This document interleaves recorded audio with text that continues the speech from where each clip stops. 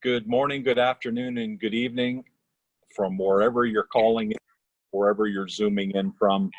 This is Doug Brunk, CEO, founder of Global Chamber. We've got a really great conversation today about something that matters to all of us, and it's becoming more and more important: risk. The world is a risky place. It had been getting better. It seems to have gotten worse in the last year or so. And we have three gentlemen, all experts, who are going to be talking to us today about South America, Latin America, and particularly Colombia, and also the broader topic of managing risk for your business. So we're going to have about 40 minutes of presentation. Then we'll have time for Q&A. So if you have a question along the way, type it into the Q&A box and we'll go from there. Our first speaker is Sergio Muñiz, who's calling in from Peru. Our second speaker will be Sergio Guzmán, coming in from Bogota. And Trevor Jones of Denver at Lynx International. He'll be our third speaker. If gentlemen and Sergio, if you could kick it off and just give us a brief introduction of yourself and kick off your presentation. Thank you all for joining us today.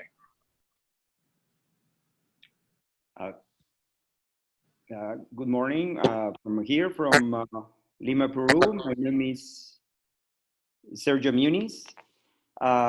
We are a management consulting firm, and we offer a lot of products, and one of them is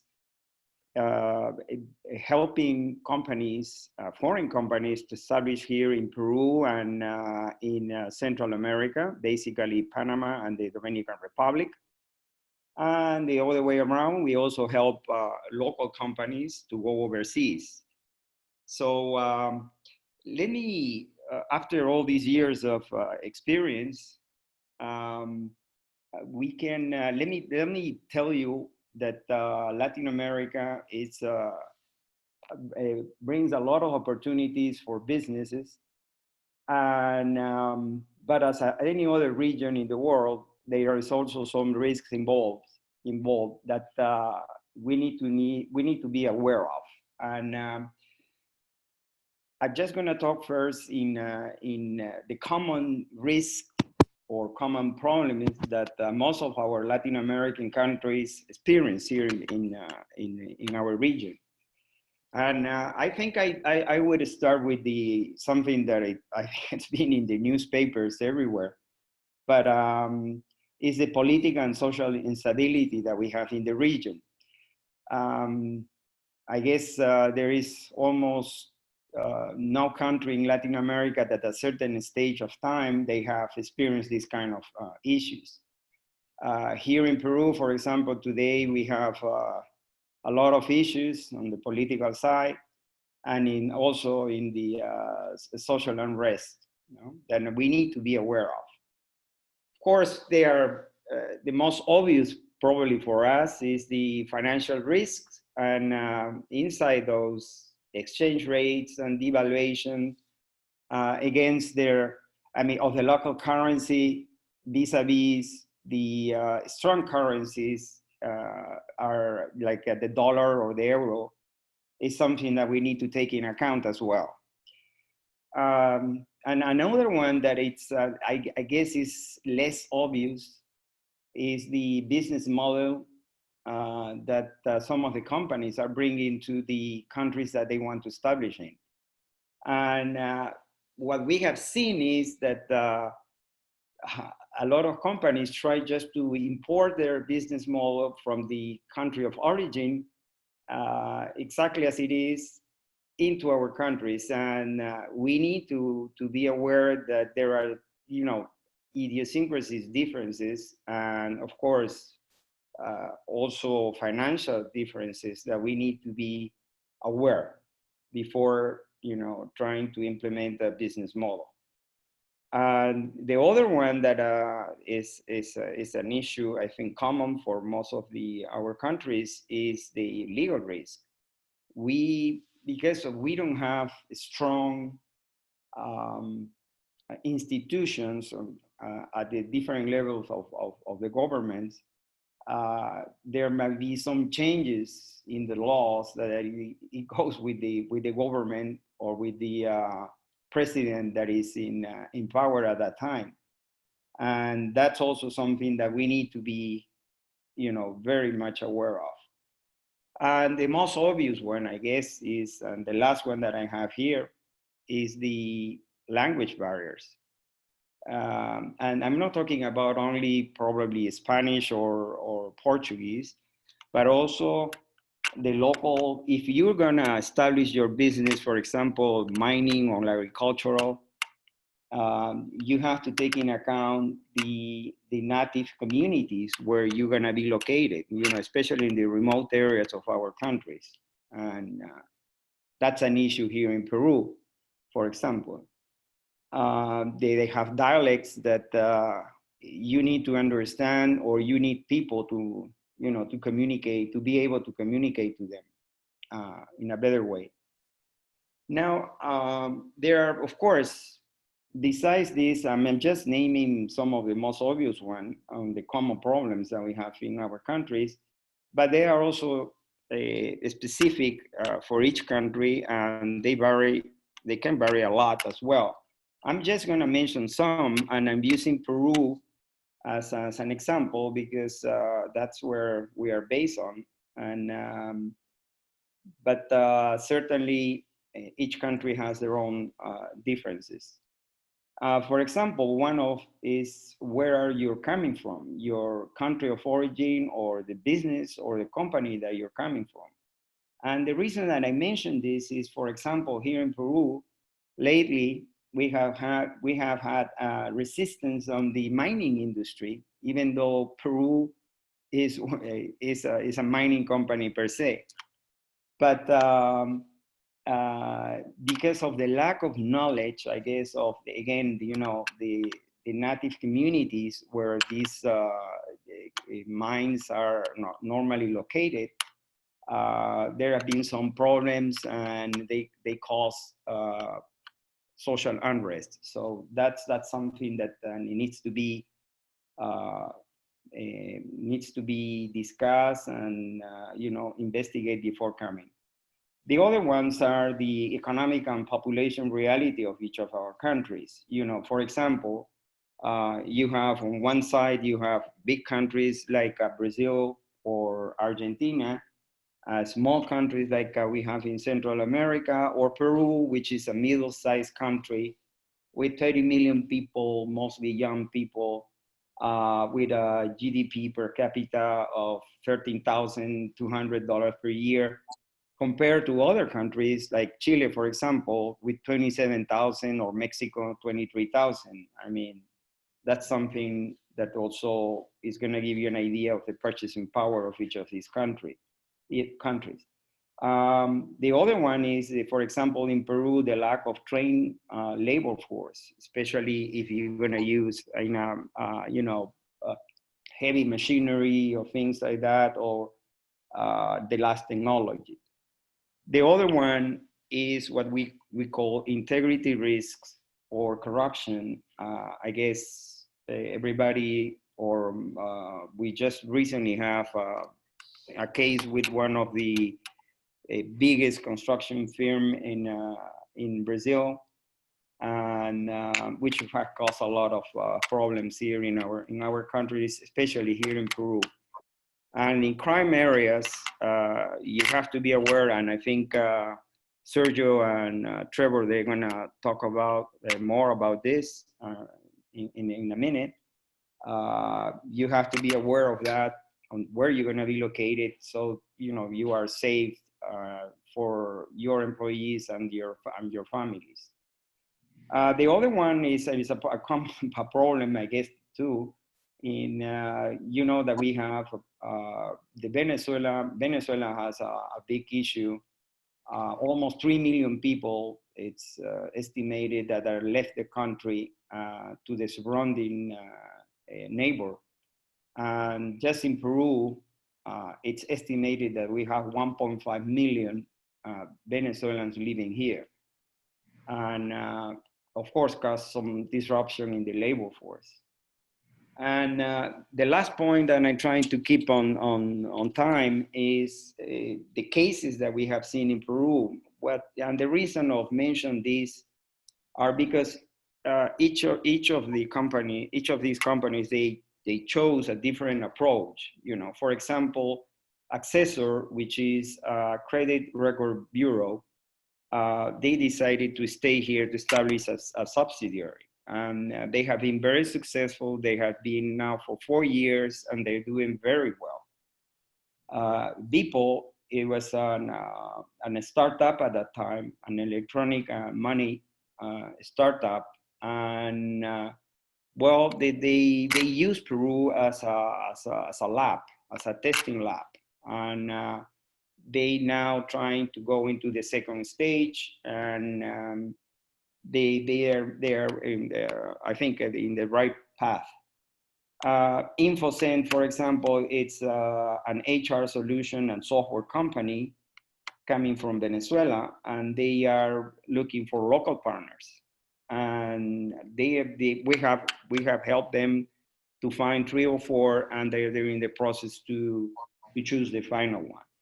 And finally, there is also another example on the Galicia marketing and printing cluster. There were like 10 companies coming to Peru and looking for basically clients or alliances with different types of success.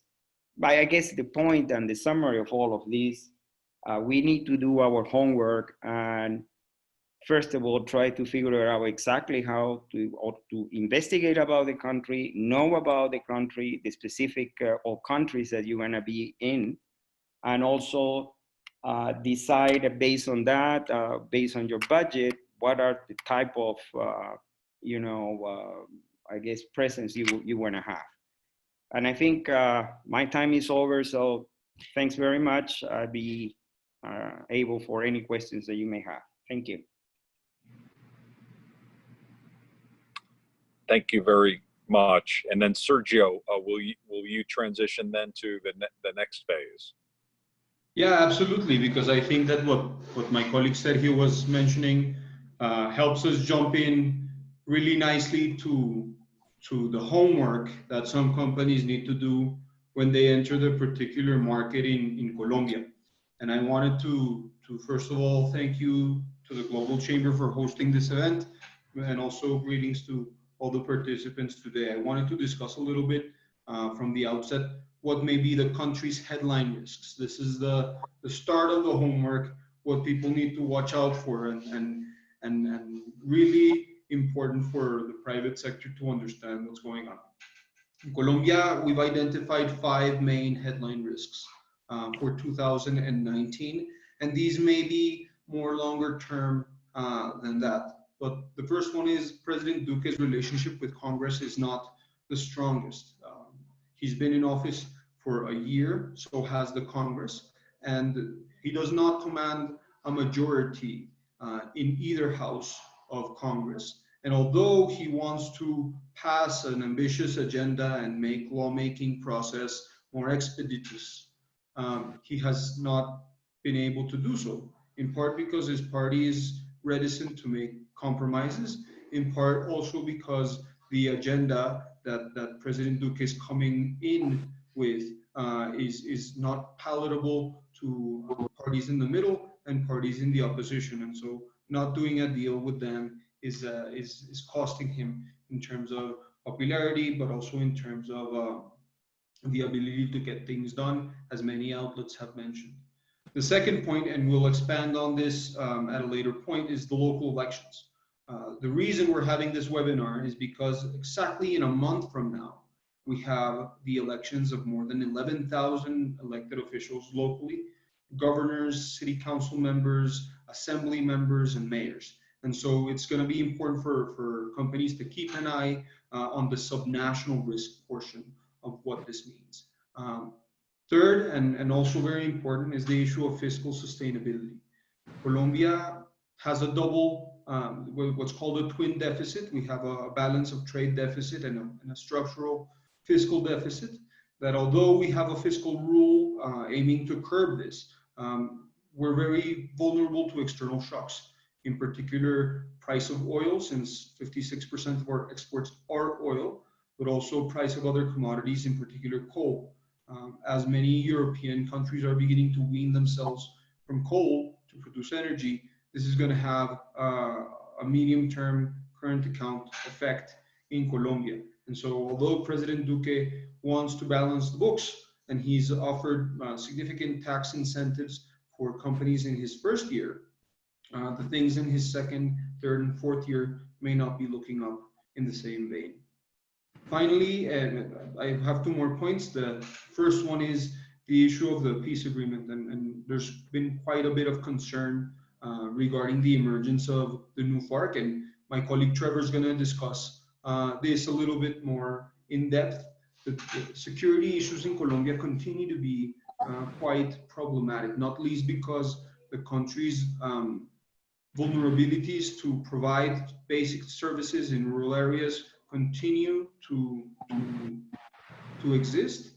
Also because there's a plethora of illegal economies, in particular drug trafficking and illegal mining, and a similar issue occurs in rural areas in Peru, as Sergio Muñiz could attest.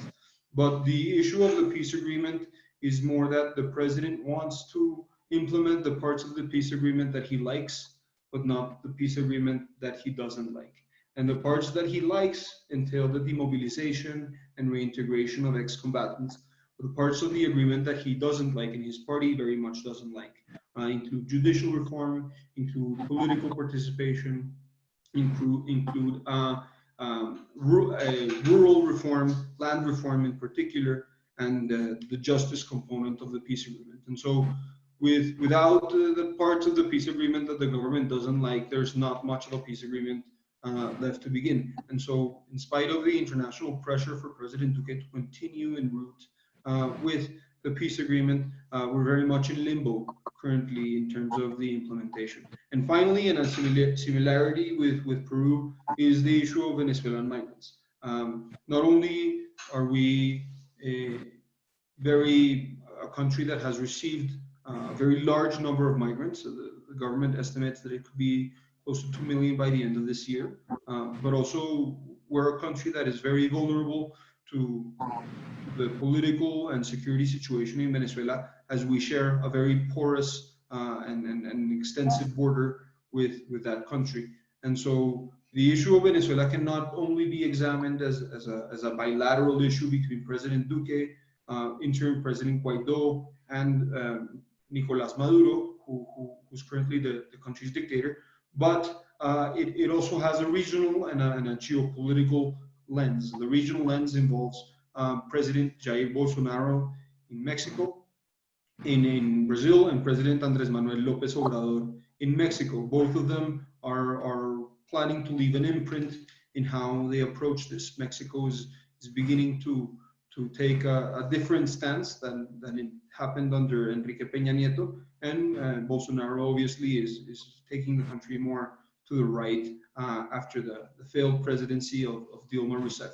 But beyond that, there's a third level, and I want to just leave it at there because we have an upcoming presentation on security, is that this Venezuela is one more chapter in the global geopolitical struggle between China, Russia, and the United States. And this is an episode that has multiple chapters. One of them plays out in Venezuela, the other obviously in Crimea, Syria. We have the issues with Iran. We have what's going on in Hong Kong and the South China Sea, and of course, North Korea. So looking at the issue of Venezuela, we must transcend necessarily the immediate local issue, but transcend into the more global perspective. So my time's run up. I'll leave Trevor and I'll be back to discuss elections with you after Trevor speaks.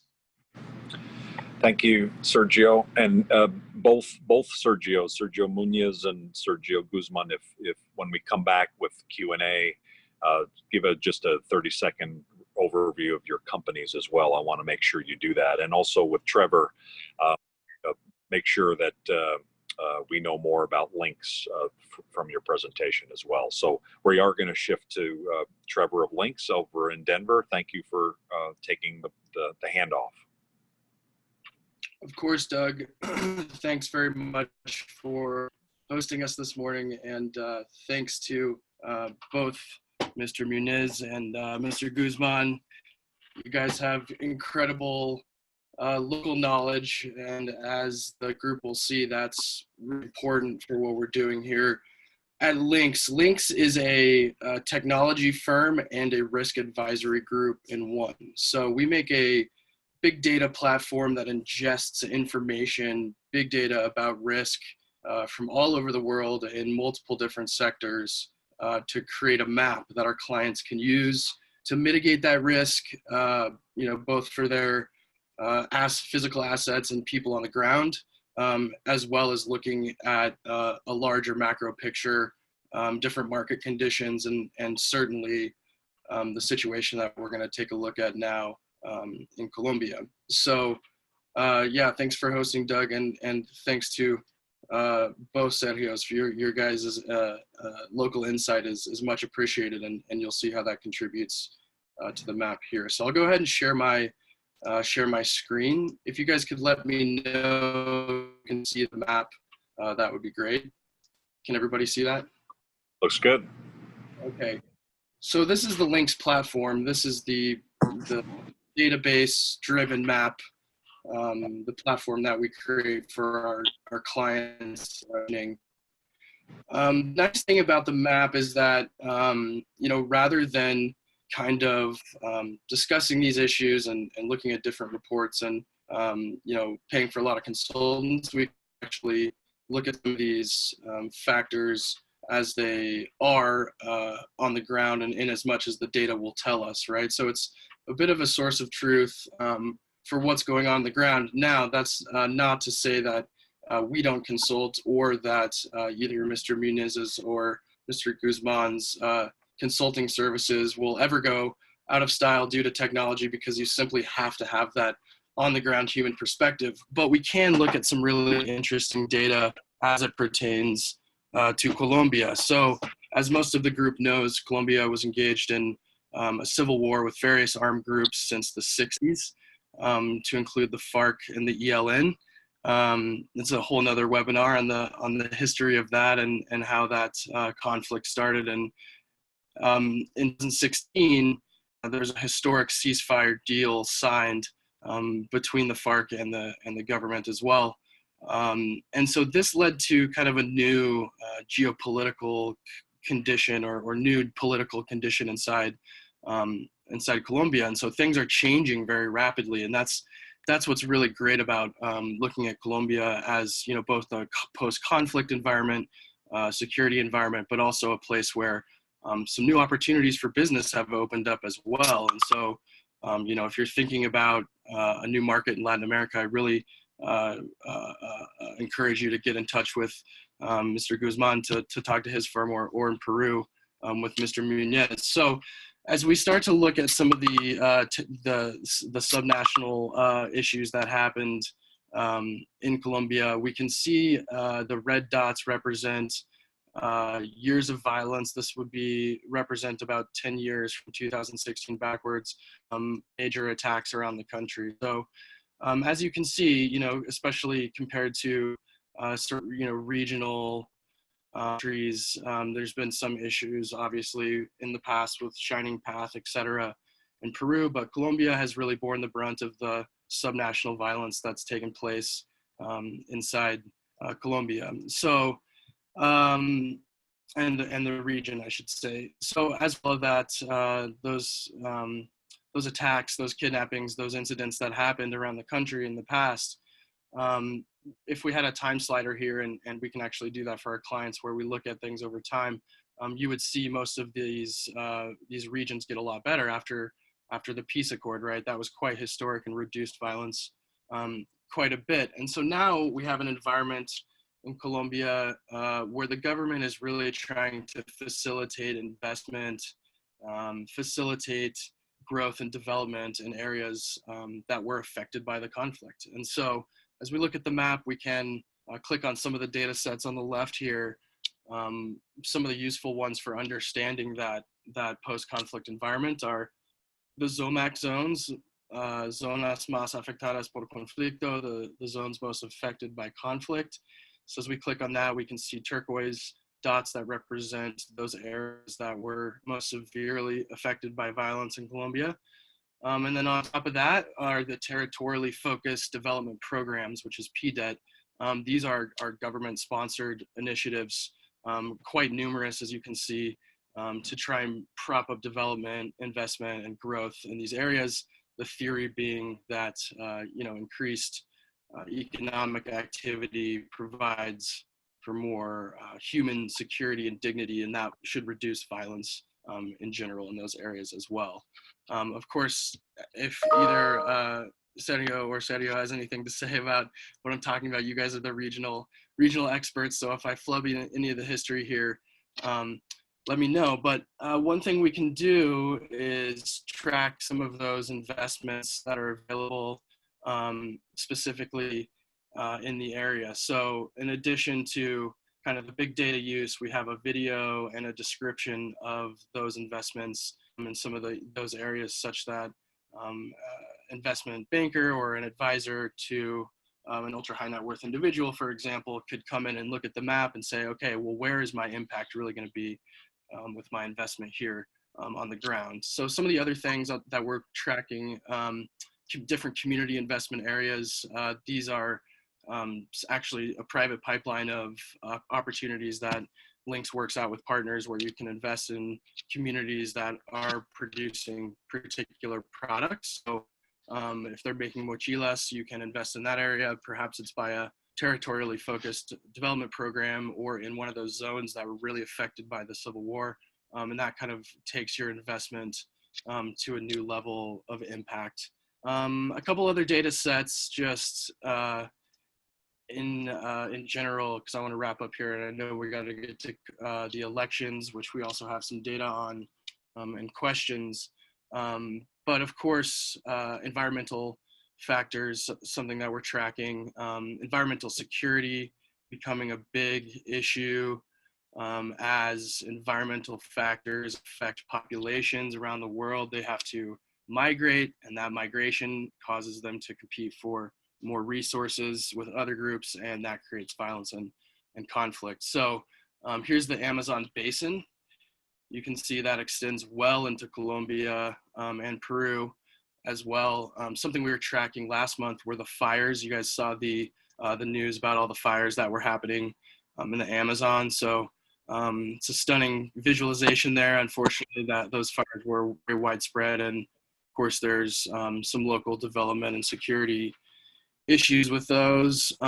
Something like flooding, we track globally actually. So flooding risk is a big issue.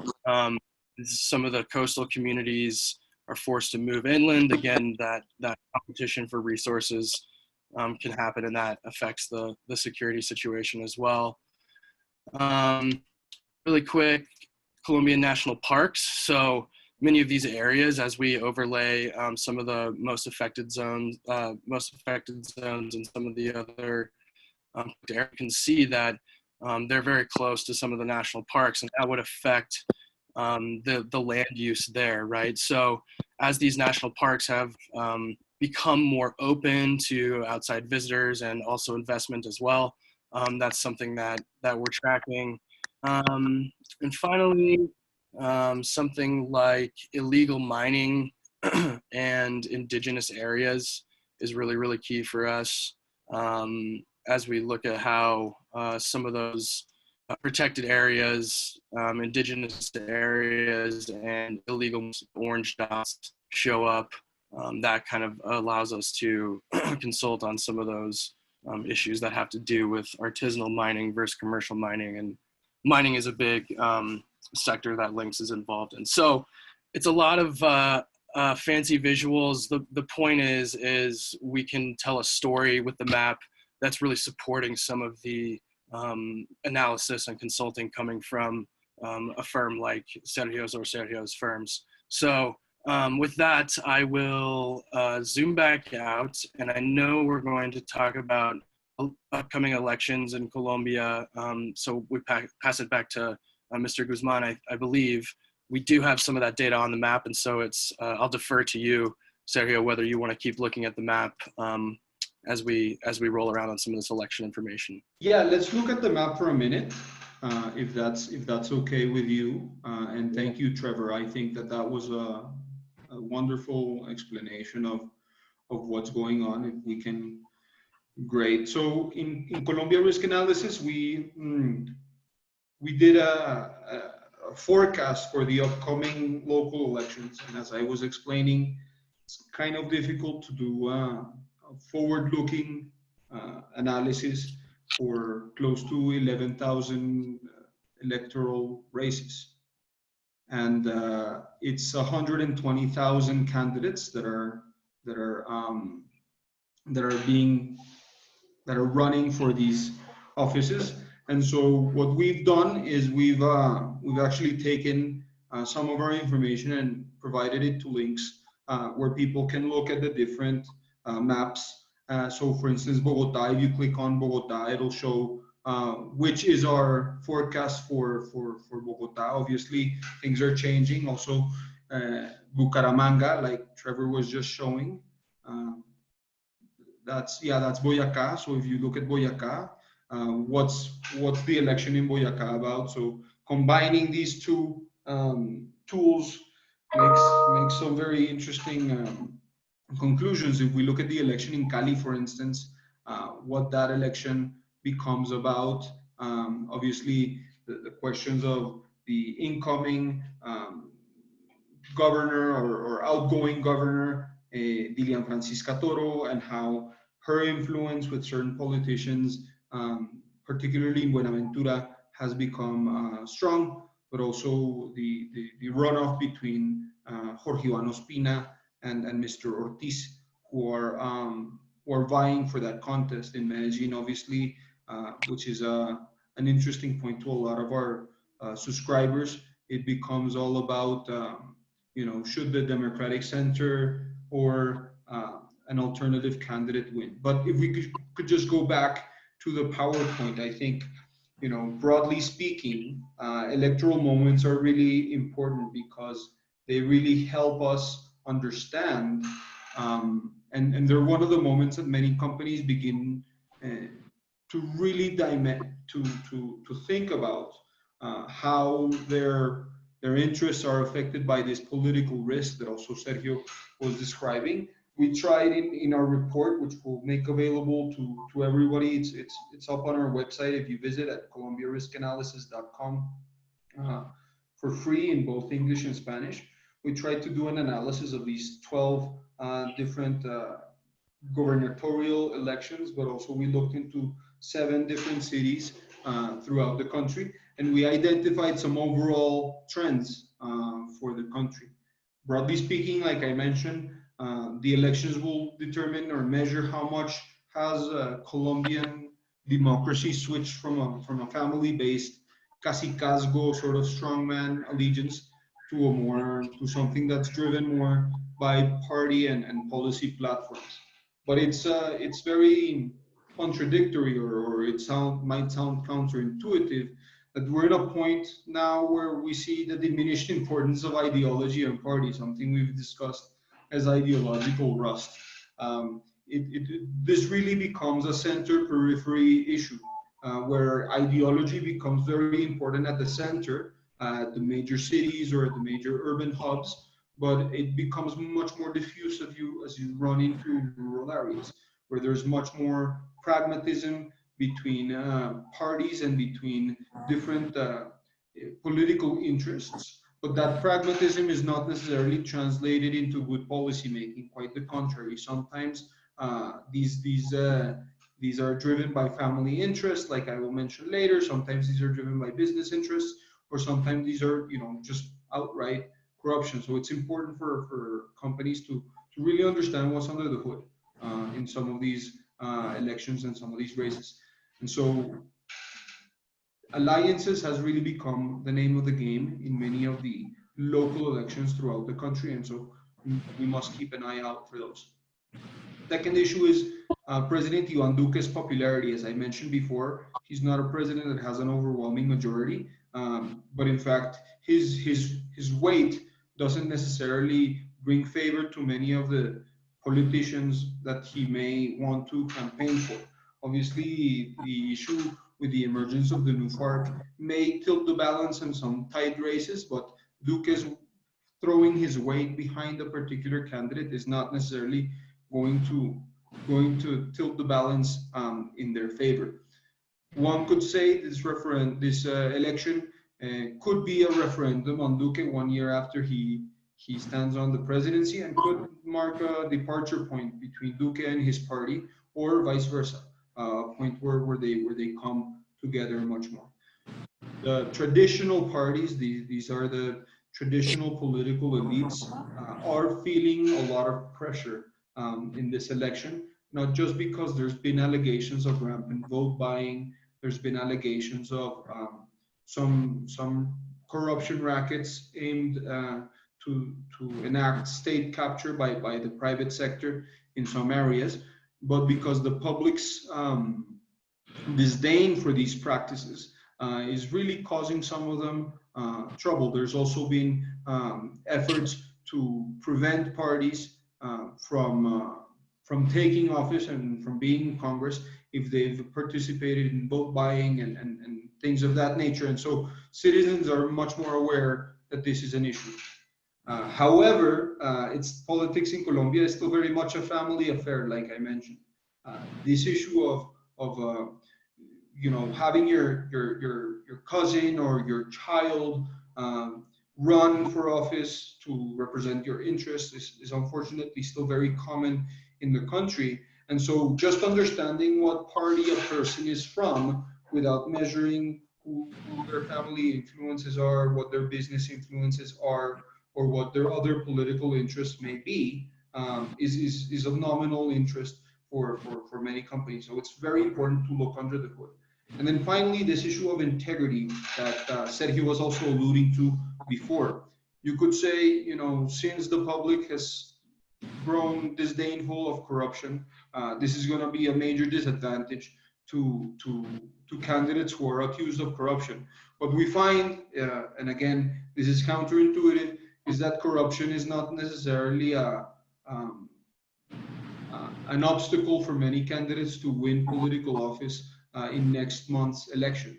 That, again, is something that may change with judicial rulings or may become more telling at a later point. But the level of encroachment of public contractors and family interests, and hallmarked with a level of political patronage, is still very common in some rural areas of Colombia. So the invitation for many of the listeners and participants in today's webinar is, if you're investing in Colombia, you have to look under the hood. You have to really understand who's who, but also what their interests are. So doing your homework, like Sergio mentioned a little bit before, is of the utmost importance, and we're more than happy to help you. With that, I think, Doug, my time's expired, and then I'll let you take over from now. Okay, very, very good. Thank you, Sergio. Yeah, we do have some questions, and so if you have some additional questions out there, just type them into the box, or you can send them to info@globalchamber.org, and we're happy to answer them. So the first several of them, let's get to that. First one from Juan Del Real, and this is a question for you, Trevor. What are the sources of the data for what you're showing there? Yeah, great one. So we can be quite creative in layering data sets. These data sets come from international organizations. They come from inside a particular company or organization that wants to show their own data that they already have on board on the map. The data sets, I think maybe if you saw the right sidebar there, we bring in news, we bring in social media, we bring in speeches, Twitter, Instagram. So that allows us to lay social sentiment, perception data on top of the kind of hard data. And I would say another layer is kind of, I guess, the kinetic aspect of the physical aspect. So ships, planes, trucks, individuals, we can track through GPS as well. So it's all about making algunas capas, right? Different layers on top of each other, so we can present the panorama of what's going on. But it's a great question, and we don't lack for data sources out there. One thing about the Lynx platform is it allows us to kind of aggregate that and put it in one place. So you're not going to one website for this data source, your internal company website for this data source, the news for that data source. We try to put it all together. Okay, great. On the flip side of that, actually on the product side of getting the service, could you maybe give an example or two of companies of how they use the information? So like, for instance, the fires in the Amazon, it's interesting to see on a map, but what do you do with it, right? Or the election information. So how have folks used information, which it sounds like you generate based on what their issue or their problem or their questions are, and then they take that data and make some business decisions. What would be some examples of how that works? Yeah, I'll give two examples, both in Peru, actually. So there's a particular mine in Peru. I have to speak in generalities because these are our clients, but there's a particular mine where, as Mr. Muñiz says, there's a lot of social unrest happening in certain areas in Peru. And so seeing those incidents where the mining company's assets are at a given time, their trucks and their people, and also that social sentiment piece about maybe how perceptions about the mine are kind of bubbling up inside different communities, that allows us to give that mining company and the people responsible for their security a broad picture of what's going on inside the country. And as you guys know, even things like climate can be a security risk. So every year in Colombia and Peru, there's a lot of landslides that kill dozens of people. So even tracking something like rainfall is important for a company like that, which you really wouldn't think about that. So again, putting all of the data that they may want to mitigate their risk from a lot of different places on one platform really helps that client.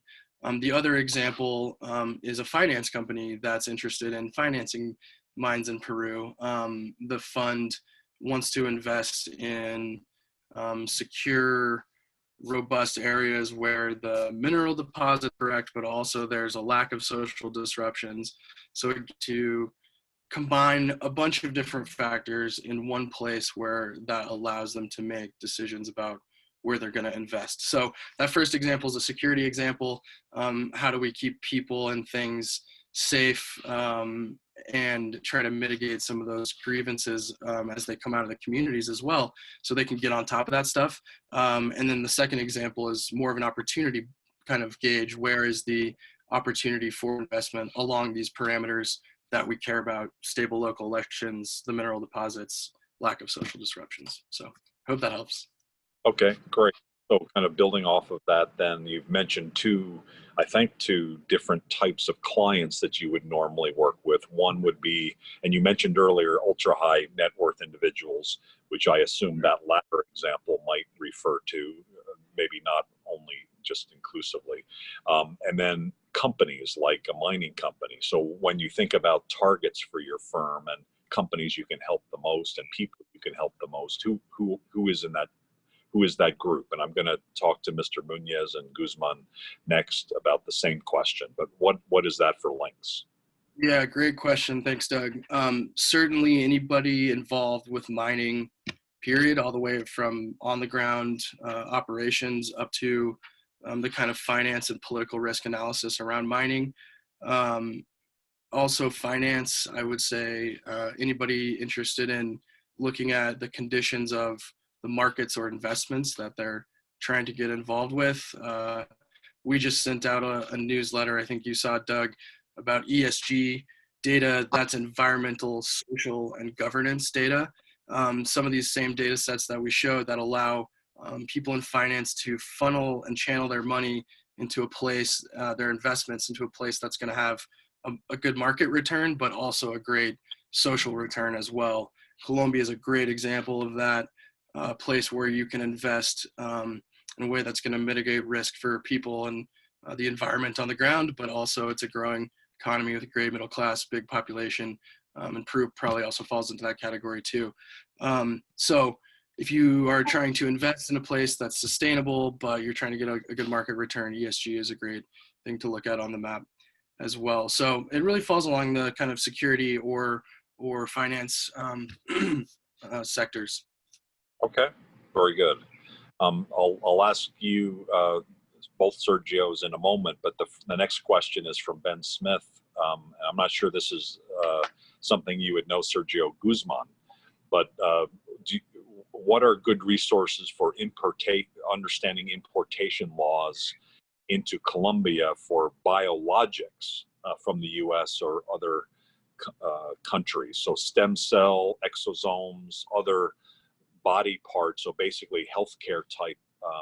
Do you get involved in that at all in terms of understanding what importation laws are? Yeah, thanks, Doug, and Ben. I'm happy to talk offline if you want on this. We can give you a more general overview of the healthcare system in Colombia, but on the importation laws per se, I think legal counsels may be better suited to that, and we have plenty of good contacts that are involved in the healthcare sector deeply that we can put you in touch with. Okay, that's great. So, and we can help also, Ben, in terms of helping you with connections and understanding who and what those laws are. Could we take this then opportunity, Sergio Guzmán, to understand more about Colombia risk analysis, and who do you find to be your best clients and how do you help them? Absolutely, and thank you, Doug, for prompting the question. Colombia Risk Analysis is a startup political risk consulting firm. We provide all sorts of information to prospective investors, but also local companies about the political forecasting that happens in Colombia. I think one of the important things is to have on the ground actionable information and intelligence, but also a forecast of what's occurring and what may occur politically in terms of security and also in terms of integrity risk. So we look to help all different sorts of clients. We work, like Trevor said, with mining companies. We work with financial firms. We work for transportation companies. We also started working for insurance companies to give them a sense of the risk of some of their assets or some of the insurance premiums that they're setting, what the political exposure or vulnerabilities of a certain asset may be. So we do a lot of work that has to do with analysis. We don't implement projects because that would take away a little bit from our impartiality at the time of delivering and then after. So we really want to remain that analytical component to help companies make better decisions. Okay, that's great. A follow-up question to that is from an anonymous attendee who asked Sergio Guzmán, what are the specific main regions in Colombia that might suffer greater political violence risks, and how will that affect investment interests in those areas? Well, thank you, my dear anonymous friend. But so there are 4 regions that are really critical in Colombia in terms of violence and political risks as we speak. So it's in the southwest of Colombia. There's the Pacific region, or the department of Nariño, not the entire department of Nariño, but the Pacific side of the department of Nariño is quite complicated. Maybe Trevor, if you could help me with the map, we could actually actionably talk about how some of these regions are problematic for the private sector, and maybe even more during the elections. So the first is the Nariño region in southwestern Colombia, off of Pasto. And if you put your off of Pasto in south, yeah.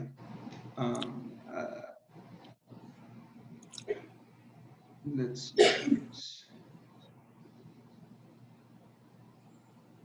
Yeah, so all these municipalities in Tumaco become very important, not just because there's a very porous border also with Ecuador, but Tumaco is the municipality with the most coca cultivation in the country. Then there's the Kalka region. So if you look a little bit south of Cali, those municipalities like Suarez, like Santander de Quilichao, they are major drug corridors, but they're also places that are changing quite rapidly. Caloto, Florida, those municipalities are complicated from a security perspective. If you go up north of Medellin, in the northern part of Antioquia, there's a region called El Bajo Cauca Antioqueño that coincides with southern Bolívar department. This region, if you look on top of Medellin, all the red dots in the northernmost, that part is called the Nudo de Paramillo, and there's quite a bit of interesting opportunities for investment in mining there in particular, but this area has also been problematic in some regards in terms of coca cultivation, drug trafficking, assassination of social leaders, etc. There's also a lot of investment in, for instance, the hydroelectric dam in Ituango. There's interesting opportunities in different types of things there. So this is an area, again, where political risks and political violence coincide also and affect companies. And then the last place, if you zoom out the map and you go close to the border with Venezuela in the Catatumbo region,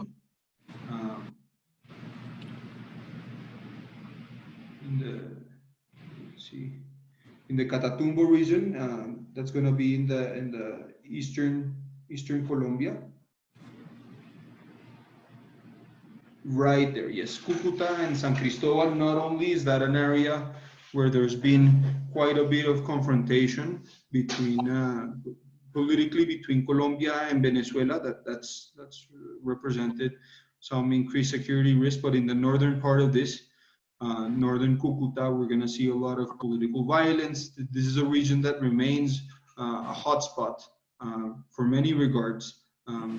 And remains one of the areas that is most vulnerable to political violence and to security risks. So I just improvising how we can use these two tools, both the Lynx system and some of the more bespoke analytical work from Colombia Risk Analysis to give you better ideas of what to expect in these areas. Fantastic. I'll shift to the next question, and this will mainly go to both Sergios, and it's from member Vivian Sayward of Vivacity. She asked a very good, typical global tribe question, which is, okay, that's all fine, but going forward, what industries do you forecast are going to be the best for growth? And perhaps if Sergio Guzmán, you could talk about Bogota, and Sergio Muñiz, whether you can talk about Peru.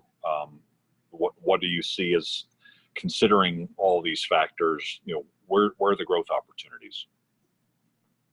Thank you, Doug, and again, thank you for your question, Vivian. I think Colombia's, one of the structural reasons why Colombia hasn't fully achieved its potential is because of infrastructure. And I think that one of the main concerns of current President Duque, but also one of the more politically viable issues to push forward is on infrastructure and competitiveness. So if we can develop those two sectors, there's a lot of potential going forward for Colombia in a host of other industries, agriculture, and particularly in agricultural medical cannabis is one of the areas where we have the most potential in Colombia, not just because of our geography, but also because of it could be a perfect replacement crop for coca, which is a major security threat for the country. So those two, also the President Duque has been very bullish on the orange economy, a concept that he touts as tech, as creative industries, as different sorts of activities that could shift our productive matrix. However, we're still a country that very much depends on oil, gas, and mining for the majority of its revenues. So those industries are going to remain. Okay, thank you. Very good. Appreciate that. Sergio Muñiz, are you still there? Could you address the same question regarding Peru? What are some of the better opportunities coming up? Yeah, thank you. Thank you for the question, Vivian, as well. I think in Peru, historically, mining and oil and gas and fishing has been the main industries, and they still are. However, lately, there are some opportunities, I think, in the agriculture, same as Colombia. There is a lot of the projects that the governments are being working, and anything that it has to be with that, and either the agriculture itself or the services around that, technology that it can help productivity. It's a good business. The other one is infrastructure. Same in Colombia, we have a lack of infrastructure. In Peru, we are running behind, and the estimations are that the investment necessary to catch up is about $160 million. So you can see the kind of opportunities that can be here for construction companies. I think there is also, I guess, opportunities for technology companies that can help with the digital era that it's coming very strong in Peru. Basically, I think it's the same as in Colombia, very similar countries, and I think that summarizes basically what we see. Also, I guess one that I was missing is the health. Also, health comes with the infrastructure, but it's something that it's developing very fast in Peru, together with the education. All type of educations, even institutes and or universities. In fact, we have a couple of foreign universities in Peru. So that's, I think, summarizes what I have in mind right now. Thanks, okay. Regarding Baltar, Sergio, who are you typically helping? Which types of companies is your best client? Yeah, we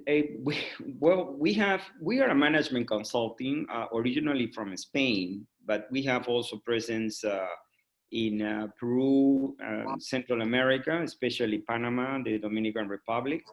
We help normally small and middle-sized countries here in Peru. But to be honest, one of we have been contacted by several companies from overseas, especially from Europe, Spain, and Portugal, and come from different sectors of the industry. We, as I mentioned to you, we had credit record bureau. We have startups. In fact, our group has an incubator and a fund in Spain, in Madrid, and in Galicia. So companies from different sectors. So we try to help them basically either to establish here or to jump to the next step. They are small companies. They're trying to be middle-sized to expand their business. We also have big companies that wants to come here and to establish their business in Peru or in some of the other countries that we are in. Okay, very good. Thank you very much. So we've come to already to the end of the hour. So this has been a chock full of really helpful information, and it's at the end of the day, it really scratches the surface. So if those of you listening have interest in connecting with any of these three people and you haven't been able to connect up or figured out how to get a hold of them, let us know at info@globalchamber.org. I'd like to ask each of the three of you just to give maybe 30 seconds of anything else that you'd like to cover, maybe that has been left out or something that needs to be known by our viewers. And so while I'm with you, Sergio Muñiz, is there anything you'd like to share? No, no. Again, just to stress that Latin America and Peru in particular, it's a land of opportunities, even if it sounds as a cliche. But again, the risks and the problems can be minimized if we do our homework on finding exactly, what the type of risk you're gonna face. And we are here to help, and I'm sure it's the same situation in Colombia and some of the other countries in Latin America. Thanks very much to you, Doug, and to Global Chamber. And we are here to help or whatever way we can. That's great. Sergio Guzmán in Bogota. What's your last 30 seconds? No, thank you. Again, thank you so much, Doug and Trevor and Sergio, and of course Cesar, who helped make all this possible. Basically, what we want to share with everybody is, risk is there, but we must check under the hood, and we're here to help all companies to look at subnational risks and more specific risks carefully and to make better decisions. So we're here to help, and I've left my email in the chat, so please reach out to us. Sounds good. Thank you very much for taking the time today. And Trevor, Lynx Global, tell us more about the intelligence work that you do, and let's wrap it up. Yeah, absolutely. I would just say that Latin America in general has been a very interesting market for us, and I encourage companies that are thinking about expanding to exploit the services of the Global Chamber. That's helped us in Lima, and also the services of the firms like Mr. Guzmán and Mr. Muñiz. Those local partners are absolutely crucial.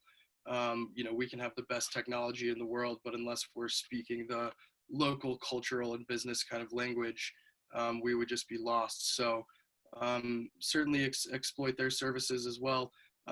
For us, it's just about painting that picture both with big data and human analysis about markets around the world. The world's changing extremely quickly in terms of climate, technology, society, and governance as well. And so when all those factors combine, you need kind of some outside perspective on your business, and that's what we're here for. And the map helps you kind of see that in real time instead of kind of wondering what's going on with your business or your market. Very good. Thank you, Trevor. We didn't get all the questions today, so if you didn't get it answered or you have other ideas, info@globalchamber.org. Contact us there. It's a nice transition from a young global leader like Trevor to talk about our next Globinar, which is on October 2nd. And I'll flip the map here for the calendar, and that's next Wednesday, the 2nd, and we have 5, I believe, young global leaders who are speaking about their in the world and what they're up against and what they've been able to accomplish. Really some extraordinary people. And then the Globinar after that is October 8th, and we're going to be talking about NAFTA, USMCA, what the status is, especially given the very rapid political situation in the U.S. just over the last 8 days. So appreciate, gentlemen, your time today. Appreciate everybody who's joined us from around the world. Be global and unstoppable, and have a great rest of your Friday and weekend. Take care. Everybody. Bye-bye. Thanks, Sergio.